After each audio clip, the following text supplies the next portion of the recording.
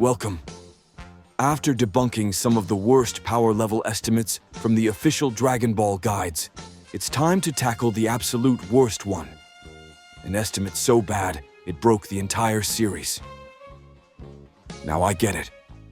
People think Goku's power level as a Super Saiyan was 150 million. But that belief, it starts with a huge misunderstanding. They assumed Goku's base form had reached 3 million because they didn't realize he was already using Kaioken times 10 at the start of his fight with Frieza. This is actually shown in the manga. There's no Kaioken aura for the X10, and we're only told midway through the battle that he's already using it. The first time we see Kaioken is when he jumps to X20. So by the time Goku starts fighting Frieza, he's already using Kaioken times 10, even if it's not obvious at first glance. That mistake alone inflates the numbers far more than Toriyama probably intended.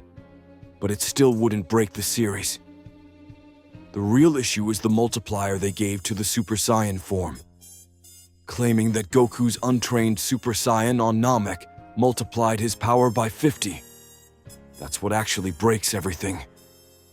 Let's break that down.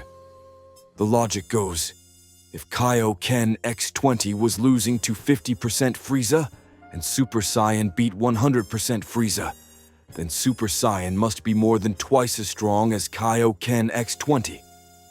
But that completely ignores the narrative rules Toriyama established to make Dragon Ball fights so unique.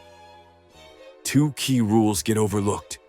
First, if Frieza at 100% had a power of 120 million, and Goku as a Super Saiyan had 150 million, that gap is bigger than the one between Vegeta and Dodoria. And in that fight, Vegeta absolutely dominated.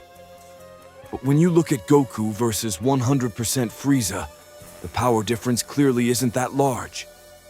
Frieza keeps up, especially early on, and even injures Goku by overpowering a Kamehameha. And remember, Goku only stayed in the fight thanks to a second rage boost. He only gained the upper hand when Frieza's stamina started to fall apart. Saying the gap was larger than in the previous examples, that's a stretch.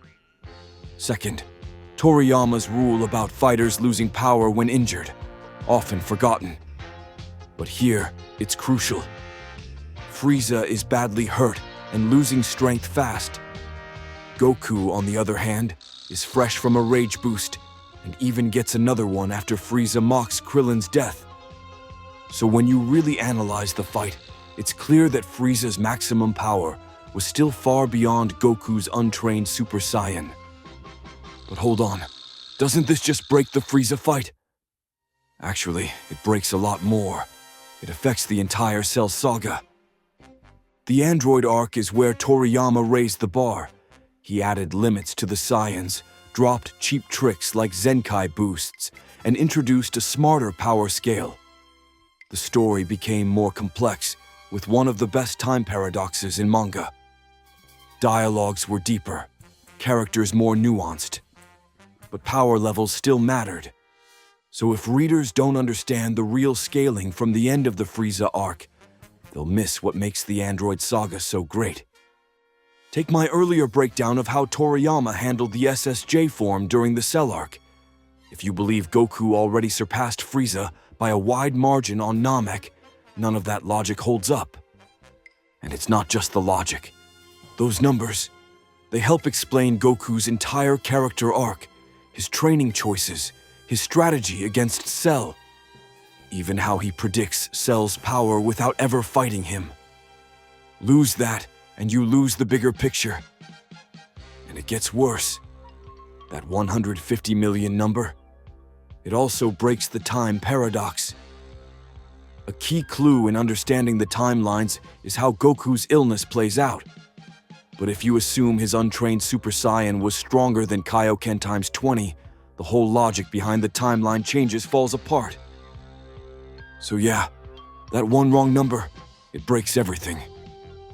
The fight, the android arc, Goku's development, even the timeline logic. Hope you enjoyed this video, and I'll see you in the next one.